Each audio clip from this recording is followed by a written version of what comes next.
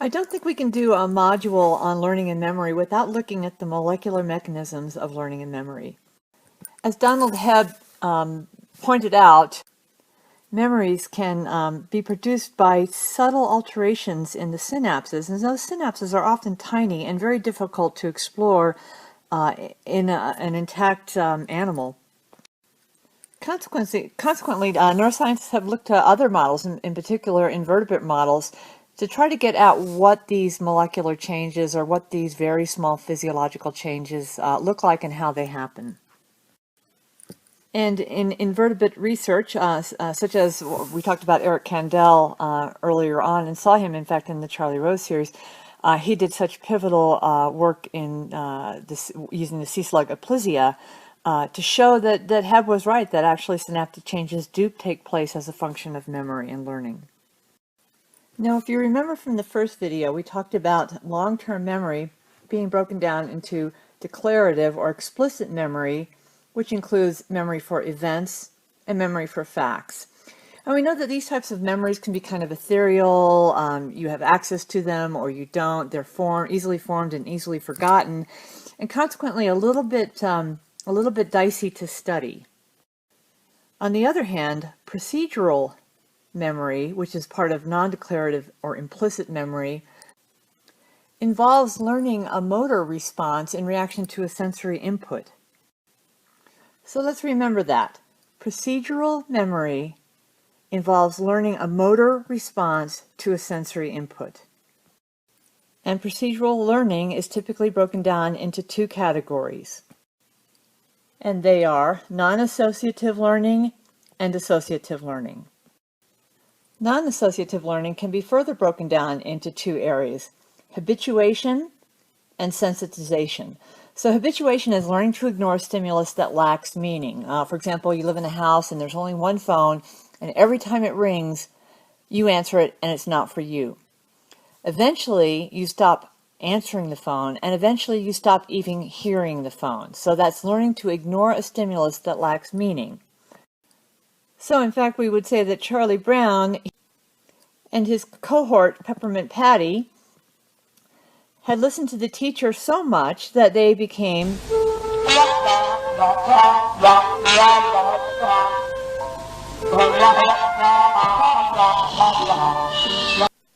So yeah, you get the picture. They became habituated to the sound of her voice, and it lacked meaning, and consequently they weren't picking up anything. So that's habituation, learning to ignore a stimulus that lacks meaning. So the stimulus, you have the initial stimulus here, and you get a response, and then you see over time, because that response has no meaning, it gradually decreases. Now, sensitization is pretty much the opposite of that. Let's say you're walking home from a dance. It's dark. It's late at night, and you're alone. And all of a sudden, you hear footsteps behind you, and you notice that your sensation of other things, maybe the jangling of keys or the barking of a dog, that all of these things you have a heightened response to.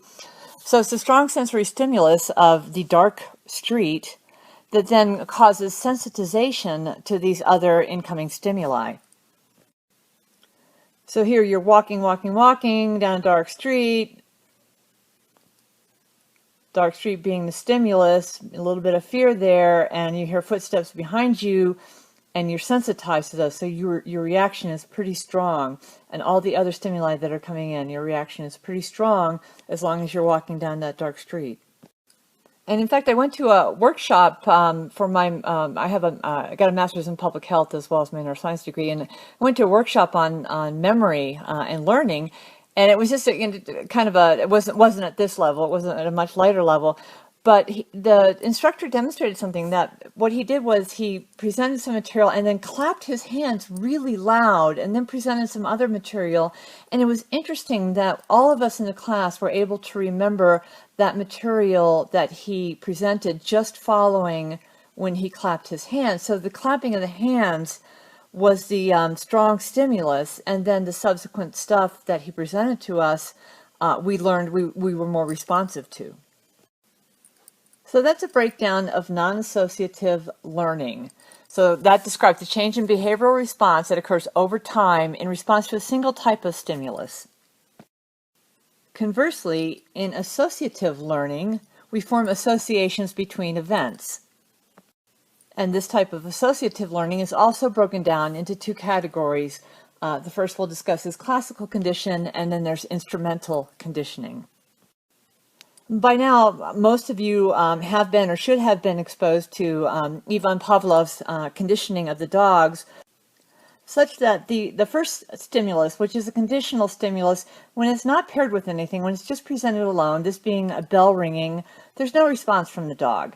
The unconditional stimulus is a plate of meat, and so that's a stimulus that requires no training to elicit a response. Presenting that meat will always cause the dog to salivate. And in the conditioning response, they pair the sound of the bell with the meat. So they present the meat, and very shortly thereafter, because it is time dependent, if you wait too long to present the conditional stimulus, it won't work. But within a very brief period of time, you present the meat, and then you present the tone, and you do that over a series of events, a series of trials, and eventually the bell alone will elicit salivation from the dog. An individual learns to associate a response, like for example a motor act, with a meaningful stimulus. For example, the rat and the lever press to get food, and you've seen that time and time again, and you're going to see it again here. So here the rat has been trained that he presses the lever and a little piece of food pellet comes out, and he'll press that lever again.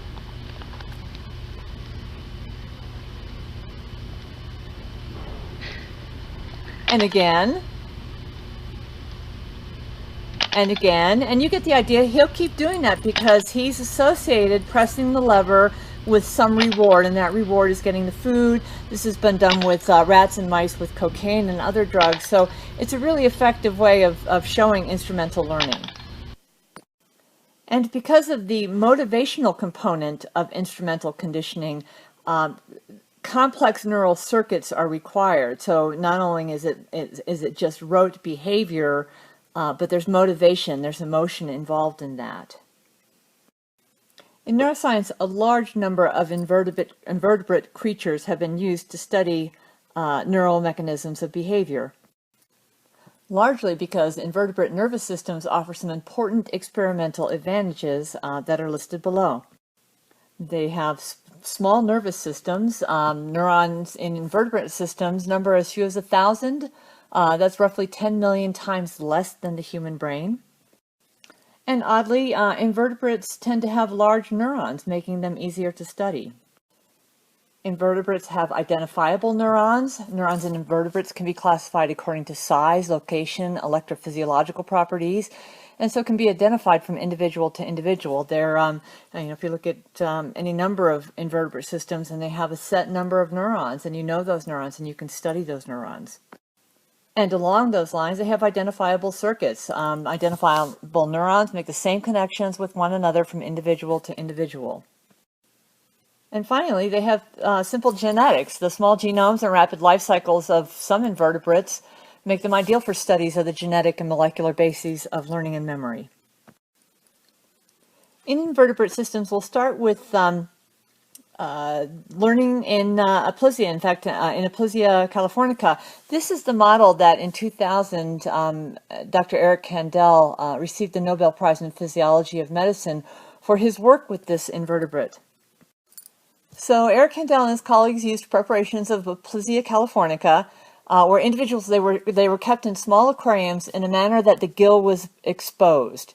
And they used a tactile stimulus administered to the siphon, for example, maybe a flush of water administered to the siphon, which elicited the gill and siphon withdrawal reflex. They placed a photocell under the gill to record amplitude and duration of the response elicited by the stimulus. And what they learned was that the Aplysia actually habituated to the stimulus. So stimulus every 90 seconds resulted in a rapidly declined response.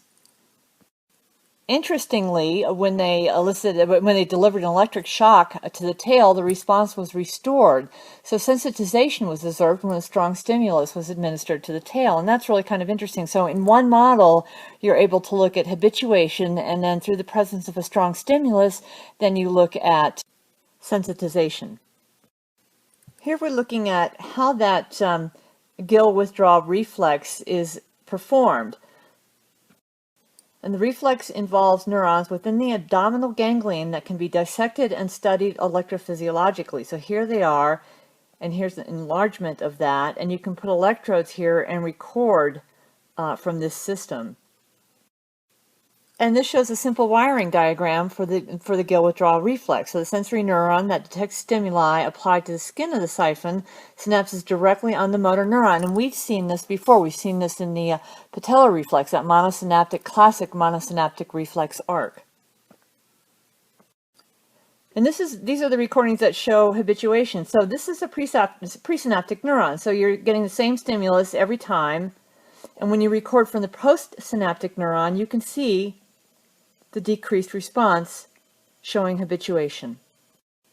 And this is the diagram showing what happens with the sensitizing stimulus, so that the stimulus is applied here to the head. This is neuron L29, and this is what I mean about reproducible models in invertebrates, is that you have specific neurons that are numbered, and we know where they are and we know how they're wired, so we can kind of reproduce these events time after time.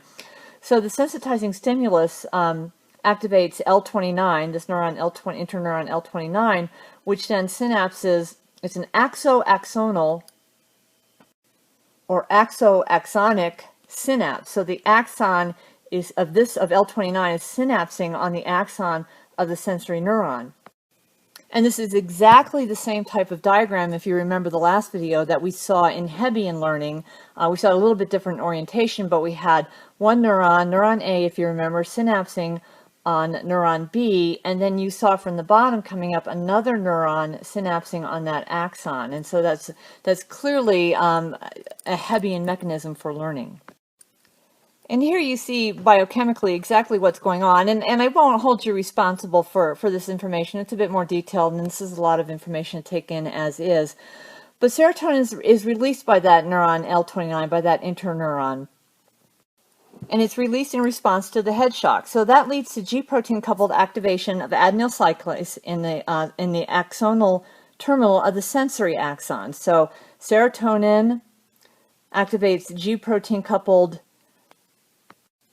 activation of the adenyl cyclase pathway, which leads to the production of cyclic AMP, which activates protein kinase A. And protein kinase A phosphorylates a potassium channel, causing it to close, and prolongs the presynaptic action potential of the sensory neuron. So again, you remember all of this. So if that potassium channel closes, then you get continued depolarization at that terminal, prolonging the event. Now, what they're suggesting here is that this phenomenon of the sensitizing stimulus is really classical conditioning. So what they show here, just very simply, is that if you don't pair, so the conditional stimulus is a sensory neuron. Unconditional stimulus is L29. So that means that it doesn't need any training to activate. It just simply happens every time. So just the sensory neuron alone with the motor neuron, you see this response here. So you see activation, habituation. So when you pair these two, when you pair the unconditional stimulus with the conditional stimulus, then you see an exaggerated effect. The take-home messages of the invertebrate studies are as follows. Learning and memory can result from modifications of synaptic transmission. So how did we modify synaptic transmission? Well, we did it in a couple ways. First of all, we caused habituation by continuing to apply the same stimulus over a period of trials. We also caused sensitization by providing some type of sensitizing stimulus that then altered that synaptic transmission. In fact, it enhanced synaptic transmission from the sensory neuron. That leads us to the second is synaptic modifications can be triggered by conversion of neural activity into intracellular second messengers. And we saw that. We saw that happen by the release of serotonin, by the sensitizing neuron onto the axon of the sensory neuron, thus causing an increase or a maintenance of depolarization in that axon as a result of second messenger systems, that being the G protein coupled receptor systems. Third is that memories can result from alterations in existing synaptic proteins. And you saw that by the persistence of that signal after repeated trials after the sensitizing stimulus. Now we move into vertebrate models of learning. We'll start with synaptic plasticity in the cerebellar cortex. So we know that the cerebellum is an important site for motor learning. We know that corrections are made when the outcome of movements fails to meet expectations. So that's, you get out of balance and you kind of readjust. So these corrections are believed to be made by modifications of synaptic connections. So it's kind of learning. So the cerebellum has become a model system for the study of synaptic basis of learning in the mammalian brain. Now the Purkinje cells have a few really interesting features. Their dendrites, which are beautiful arborizations, extend only into the molecular layer of the cerebellum. The cell axons synapse on deep cerebellar nuclei neurons, which are the major output neurons of the cerebellum, putting them in a position to modify a cerebellar output. And third, Purkinje cells use GABA as a neurotransmitter, and we know that GABA is inhibitory, which means that the Purkinje cell influence on cerebellar output is inhibitory. Now, don't let this illustration scare you off. It's got some interesting features. So there's a nucleus in the medulla called the inferior olive, and that integrates information for proprioceptors. So again, cerebellum is about balance. Proprioception is where you are in space. So the medulla, through the inferior olive nucleus, sends axons up via climbing fibers into the molecular layer where they interact with hundreds of Purkinje cell fibers. So there are hundreds of interactions of these fibers in one Purkinje cell. So that's giving information on proprioception, where you are in space. And the second major input to the cerebellum comes from a variety of brain stem cell groups, in particular the pontine nuclei, that relay information from the cerebral cortex. So you have the medulla kind of giving information about proprioception, and then you have the cortex giving information about correction of movement. So these fibers coming from the pontine nucleus are these mossy fibers here, which synapse on the cerebellar granule cells in the cerebellar granule cell layer. The granule cells then send their axons up into the molecular layer, where they run perpendicular to the Purkinje cell. So it's like a bunch of telephone wires, and it's there that they also make connections with the dendrites from the Purkinje cells. So you have information about proprioception coming up and connecting here, and information from the cortex coming in and projecting here. So in the 70s, a researcher named James Albus at the Goddard Space Flight Center in Maryland suggested how this arrangement could serve motor learning. So he proposed that the climbing fiber inputs carry error signals indicating a movement has failed to meet expectations. So again, that's all about bounce. I've gone too far. I'm over too far to the right. And two, the corrections are made by adjusting the effectiveness of the parallel fiber inputs to the Purkinje cells. So that's coming, the correction then is coming from the cortex. So the climbing fiber is proprioception, correction of the mistake is cortical, and so that induces learning. So the idea that motor learning is served by plasticity of the parallel fiber Purkinje cell synapse was proposed a little bit earlier by another researcher, David Marr, and it's now called the Marr-Albus theory of motor learning. And this theory predicts plasticity of this parallel fiber synapse if it's active at the same time as the climbing fiber input to the postsynaptic Purkinje cell. So what they're saying is if this climbing fiber is active at the same time as the parallel fibers are active, plasticity will take place. And to show this, they got a baseline response by recording from the Purkinje cell here while stimulating parallel fibers here. And so the time from pairing climbing fibers and the parallel, so this is 0. This is the point where they combine the climbing fiber stimulation with the parallel fiber stimulation. So up until then is the parallel fibers. So at -15, -10, -5, you see the response of the Purkinje cell to stimulation of the parallel fibers here. And then when they pair the two and they stimulate the climbing fibers as well as the parallel fibers, you see a decreased response, which is referred to as long-term depression. And here's what goes on in a molecular layer, and you do not need to know this. This is very busy, and when you get into neurochemistry, then you'll start to learn all this stuff. But it's important for you to understand that changes have really taken place. So you have the climbing fiber here that's activated, and the parallel fiber here. You have the influx of sodium here, depolarization, the influx of calcium, and you have influx of sodium on this side through the AMPA receptor. You have some second messenger systems going on through G protein coupled receptors. This is a metabotropic glutamate receptor that then leads to the synthesis of diacylglycerol, PKC. What you end up with, so all of this doesn't matter as much as what you end up with is a reduction of this AMPA receptor here. So the AMPA receptor is a non-NMDA glutamate receptor. So it's an excitatory receptor using the neurotransmitter glutamine. And so it makes sense to see, you see a downregulation, I'm not sure if I said that, you see a downregulation of these receptors in this situation. And so this is consistent with Hebbian learning in that you see physical rearrangement as a function of stimulation.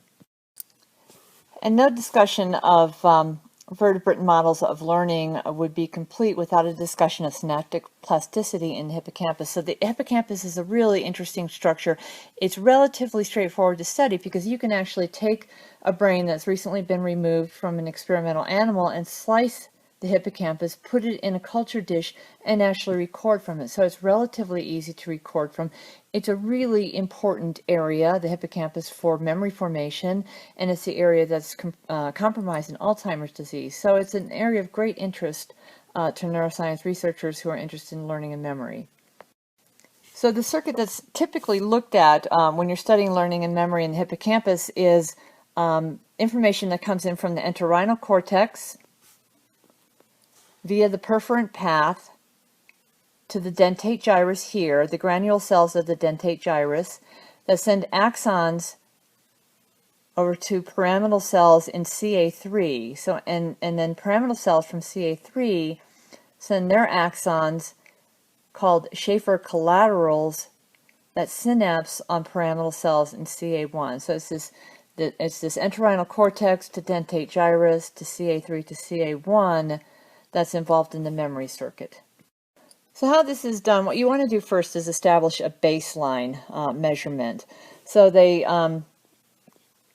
create stimulus, an input into the CA1 neurons, and they measure the response over a period of about 20 minutes. That's about how long it takes to get a reliable and stable baseline measurement. And then at that time, they introduce what's called a tetanus, which is a brief burst of high-frequency stimulation. It's about 50 to 100 stimuli at a rate of about 100 per second. So it's a high rate of stimuli. And what they see then, when they then put in the same stimulus that they put in getting a baseline response, they put in that same stimulus, they get a much higher EPSP in the postsynaptic neuron, in the CA1 neuron. And interestingly, at the same time, you have input 2 here that get the same baseline response, but in input 2, they're not producing a stimulus, so that even though there's a stimulus here, you don't see long-term potentiation here. So it's very specific and is stimulus input dependent. And here again, molecular and biochemical mechanisms that you don't really need to know right now. What you do need to know is that long-term potentiation is caused by one of two ways: by changing the effectiveness of the existing postsynaptic AMPA receptors, so increasing the effectiveness of these guys, or by stimulating the insertion of new AMPA receptors. So you either increase their efficiency or you create new AMPA receptors to increase the response. And of course, it would follow suit that scientists wondered, if you could get long-term potentiation in these neurons, could you get long-term depression? And in fact, they were able to do this. They did this by establishing a baseline here, and then at this point, they produced or provided a low-frequency tetanus. This was about a 1 hertz tetanus, and you see then that the EPSP, the excitatory postsynaptic potential, goes way down in this neuron as a result of this low stimulation here, whereas in the the control synapse, without the imposition of the tetanus, you don't see any difference in response. So you do bottom line is that you are able to achieve long-term depression in these hippocampal neurons as well. And all of this results in changes in receptor physiology. You'll see an increase in long-term potentiation. You'll see an increase in the efficiency of AMPA receptors, which are the glutamate receptors, which are excitatory. So you increase in the efficiency of those receptors, or an increase in the number of those receptors. So you see a lot of changes at the receptor level. You see changes in protein synthesis, and here you show that even you see even changes in gene expression as a molecular basis of long-term memory. So that, I think, is sufficient. Again, all of these very complex intermolecular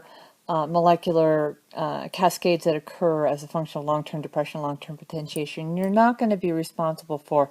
But you did need some kind of an introduction to that molecular basis of learning and memory.